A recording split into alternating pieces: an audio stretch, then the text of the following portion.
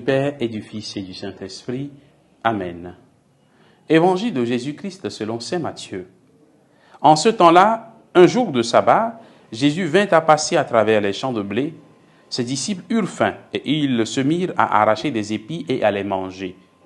Voyant cela, les pharisiens lui dirent: « Voilà que tes disciples font ce qu'il n'est pas permis de faire le jour du sabbat. » Mais il leur dit: « N'avez-vous pas lu ce que fit David quand il eut faim, lui et ceux qui l'accompagnaient?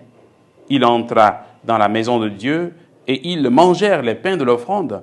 Or, ni lui, ni les autres n'avaient le droit d'en manger, mais seulement les prêtres.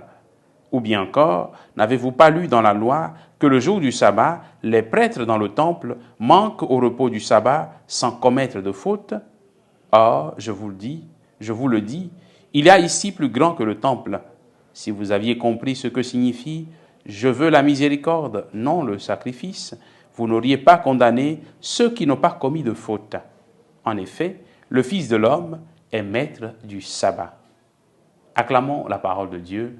Louange à toi, Seigneur Jésus. Viens, Esprit de sainteté, viens, Esprit de lumière, viens, Esprit de feu, viens nous embraser.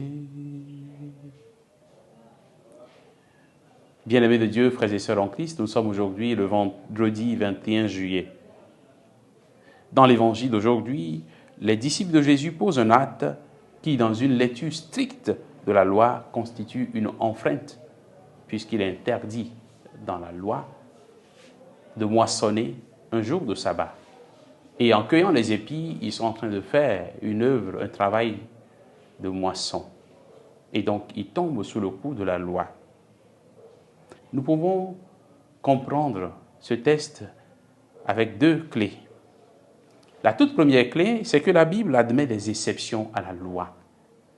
Jésus va donner l'exemple de David qui passe outre l'interdit à cause de la situation critique dans laquelle il se trouvait avec ses compagnons. Il prend également l'exemple des prêtres dans le temple le jour du sabbat, qui opèrent, qui travaillent pour le bien du peuple, pour le culte. Enfin, Jésus va évoquer le texte du prophète Osée au chapitre 6, verset 6. « Je veux la miséricorde, non le sacrifice. » Ceci pour signifier que la miséricorde est au-dessus de la loi. Et le bien de l'homme doit guider toute loi, qu'elle soit humaine ou religieuse. Cherchons donc le bien de l'homme. Cherchons donc à faire en sorte que l'homme grandisse, que l'homme vive mieux à travers nos dispositions, nos prescriptions et nos lois. La deuxième clé de compréhension, c'est que Jésus est le véritable interprète de la loi. Le regard des pharisiens sur les disciples de Jésus oublie donc la miséricorde. Et ils oublient aussi que Jésus a la prérogative d'interpréter le sabbat. Lui qui est plus grand que le temple, lui le fils de David. Jésus a la puissance, le pouvoir, la prérogative donc d'interpréter la loi.